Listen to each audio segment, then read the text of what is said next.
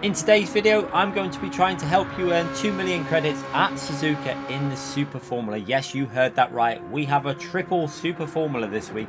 We have Daily Race A, Nations, and now the 2 million credits. So yeah, this should help you out in more than one way.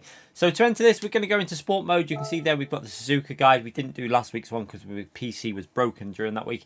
I predict the gold is going to get down to at least a 37.3 because my lap was far from perfect. You can see I only spent 46.9 miles doing this morning just to get a solid lap in. There was actually a lot more available, but it did manage just to get us at the top briefly. I'm sure that'll get absolutely destroyed because I think this will be down to mid to low 34s by the time people get into the groove of this track.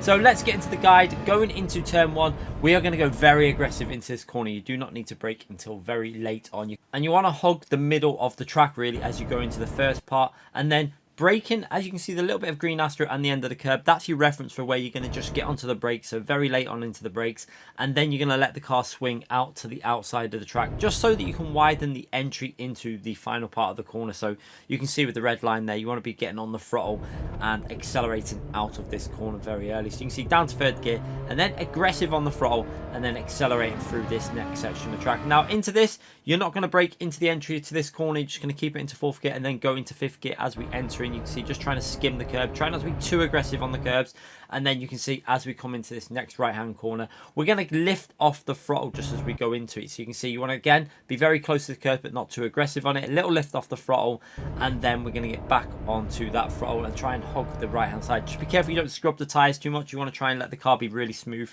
through this section of track, and again lift off the throttle into this left hand corner. Again, let the left hand tire get up to the curb, and then you really want to try and get it to the left here so you can rotate it into the right. I'm slightly compromised now because you can see I'm going to have to brake way before the curb on the right hand side because I've gone in a little bit narrow. Now this is going to compromise me all the way through this corner because now I'm going to go a little bit wider here than I'd like. Ideally you'd be coming from a wider angle and you wouldn't have to give that lift that I've done there, but I did have to give it a lift, so probably lost a tenth or two, maybe a tenth and a half in this first sector alone, and then we're going to work our way into this next two right hand corners. So using the 50 board, we're going past that 50 board.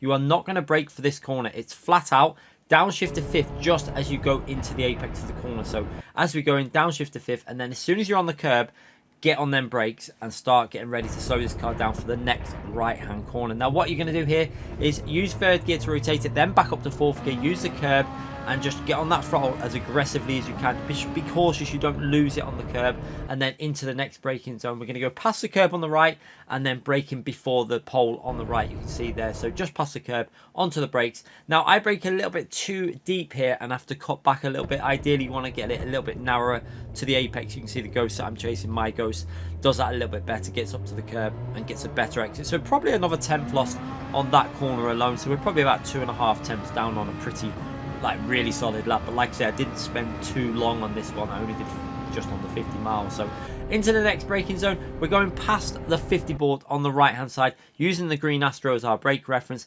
and then we're going to go down into fourth gear and let it just coast through here. You don't want to be on the throttle or brake, just let it coast, then a little bit of throttle as we go into the corner, and now we're going to start rotating it into the second part of the spoon corner. Down to third gear, let the car rotate. Now this is all about patience before you get on the throttle. You have to get that line right. If you're too early on the throttle, you're going to understeer off, but you really want to get into that fourth gear and accelerate out that corner as early as possible. Now it's completely flat out on this straight. You're not going to lift for 130. Obviously it's completely, you know, in racing soft tires in this car, this is a no corner, so you're just going flat out there. And then using the 100 ball for our next braking reference, you can see just there in the left hand corner, we're braking pretty much dead on that 100 board.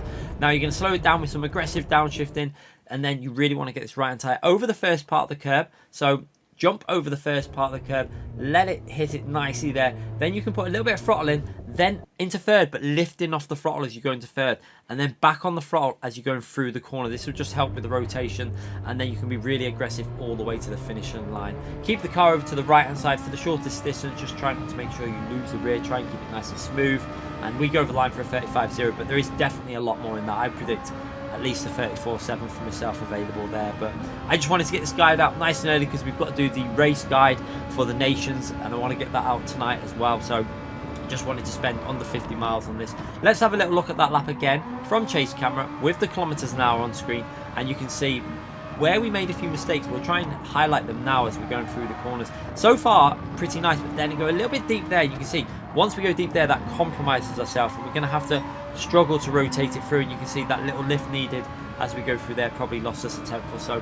But then as we come through here, we do this section quite nicely, really aggressive, down to 5th gear, using the curb perfectly, down to 3rd gear, really nice over the curb, and onto the throttle very early. So pretty nice through them two right hand corners. But then again, braked a little bit deeper. You can see how much we miss the apex, and you can see there is actually quite a lot of time to be gained there for get that a little bit better. So again, a lot of time to find on that corner. You ideally want to be a little bit closer to the apex so you can get on that throttle a little bit earlier. But then again, into spoon corner, I think I did this reasonably well. You can see, let it coast in, use the curb, right up to the curb on the right hand side. Again, patience before you get on that throttle for the exit of that corner is important. It's so easy to run wide, so just be cautious as you're on that power in 4th gear. Then again, 130R is a no corner. It's flat out, you don't need to worry about it. You don't need to give you a racing line, just keep it smooth through there.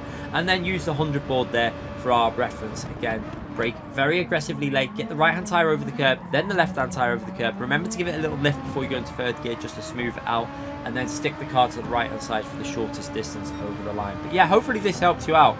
And I'd be really interested to hear your thoughts on what your opinion is of 3 versions of the same track for 3 different combos in the same week. My opinion is it's a little bit lazy, and I think PD need to do a little bit better than this. But it's an enjoyable combo, but 3 times in the same week, a little bit too much. Take care, everyone.